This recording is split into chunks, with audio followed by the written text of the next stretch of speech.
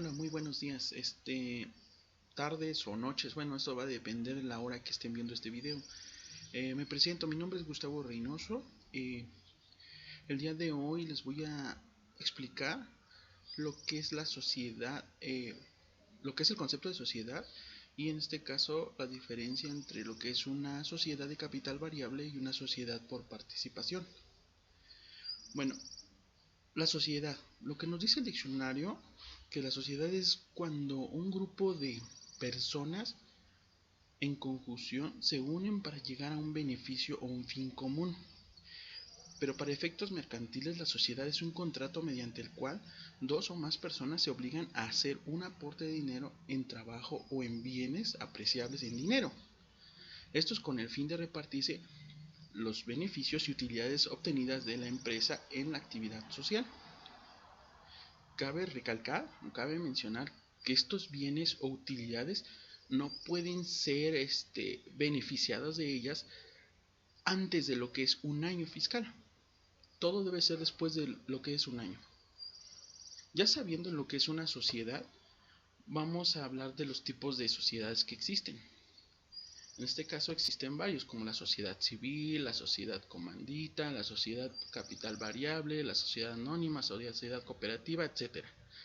Pero en este caso vamos a hablar solamente de dos. Y vamos a explicar o poner ejemplos de lo que sería una sociedad, pues y las diferencias entre cada una de ellas. Primero que nada vamos a hablar de lo que es la sociedad por capital variable. ¿Cómo se constituye? ¿Cómo la creamos? Bueno, primero deberá establecerse todos los requisitos que conlleva crear este tipo de sociedades mediante lo que es un acta constitutiva, para que una vez constituida se lleve a cabo un facto. No obstante, los requisitos de la ley, en este caso de sociedades mercantiles, señala que por constitución son los siguientes. Hablamos de 4 principales. Pero antes de explicar cuáles son estos 4 principales, es importante saber o poner como por ejemplo que este tipo de sociedades van a estar iniciadas a partir de un acta constitutiva, que para una persona física vendría siendo lo que es como un acta de nacimiento, ¿verdad? Ahí nos va a decir cuándo se empezó, cuándo se creó, cantidad de socios, el capital inicial, etcétera. Pero vamos a hablar más adelante de esto. La primera de ellas sería que sean por lo menos 2 socios, ¿verdad? Y que cada uno de ellos se suscriba por lo menos una acción. ¿A qué me refiero? Por principal, este tipo de sociedad no puede ser el capital inicial menor a 50,000 pesos. Tiene que ser mayor. Y que por lo menos debe de haber 2 socios accionistas. Estos socios, por lo menos, uno debe de tener, si quieres decirlo de esta forma, el 1% de participación y el otro 49%, o partes iguales o desequilibradas. El contrato se establezca el monto mínimo del capital social. Esta acta constitutiva va a explicar y especificar cuál va a ser el monto mínimo del capital social que van a, en este caso, aportar este tipo de socios. También se tendrá que exhibir el dinero en efectivo, por lo menos el 20% del valor de cada acción. Esto se refiere a que tenemos que expresar monetariamente el 20% de lo que va a ser nuestro capital inicial en efectivo. Lo demás puede ser en bienes inmuebles o raíces. Que se exhiba íntegramente el valor de cada acción que haya de pagarse. Una vez constituida la empresa, para su funcionamiento deberá establecerse una de estas. Bueno, ya sabiendo lo que tenemos o lo que necesitamos para establecer este tipo de sociedad anónima, vamos a hablar qué es lo que lo caracteriza principalmente, ¿verdad? La participación de los socios en el capital de la empresa a través de acciones, las cuales es posible establecer su valor y los derechos de voto y representación, por lo que se les denominará accionistas. Toda persona que esté involucrada dentro de este tipo de sociedad va a ser llamada accionista. Para que esta pueda ser constituida se necesita por lo menos 2 socios, como ya se los había mencionado, los cuales pueden ser, ojo en esto, pueden ser personas físicas o inclusive personas morales. Respecto a las responsabilidades que estos adquieran, Estas se limitan al capital y acciones de la propia empresa, es decir, los socios están protegidos de responder de manera personal o en este caso con su patrimonio. Para su constitución, la ley establece los montos mínimos de capital en relación al objeto de creación, forma de integrarse, así como los requisitos que éstas pueden establecerse de forma particular, como que los socios establecerán cuál será el valor de cada acción. Esto aunado a que los accionistas tienen derechos económicos y corporativos. ¿Qué quiere decir con esto? Que sobre todas las ganancias y de voto en las asambleas para la toma de decisiones conciernes a la misma empresa.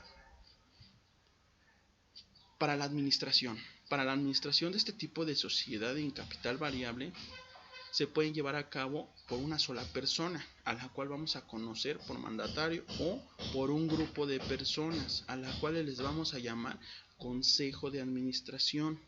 Este tipo de administración será designado desde el momento de la constitución de la empresa, por acuerdo de las partes, y será designado de manera temporal y a cargo revocable.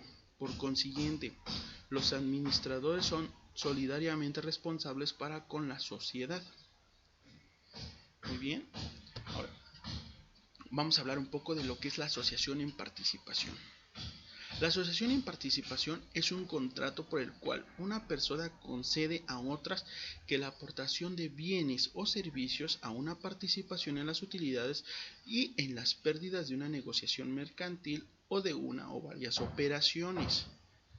Muy bien, ¿qué tipo de naturaleza jurídica va a tener este tipo de asociación? Existen principalmente dos características específicas, que en este caso pueden llevarse de dos formas ópticas. La primera afirma que se trata de una sociedad momentánea y la segunda establece que se trata de una sociedad oculta. Vamos a explicar cada una de ellas.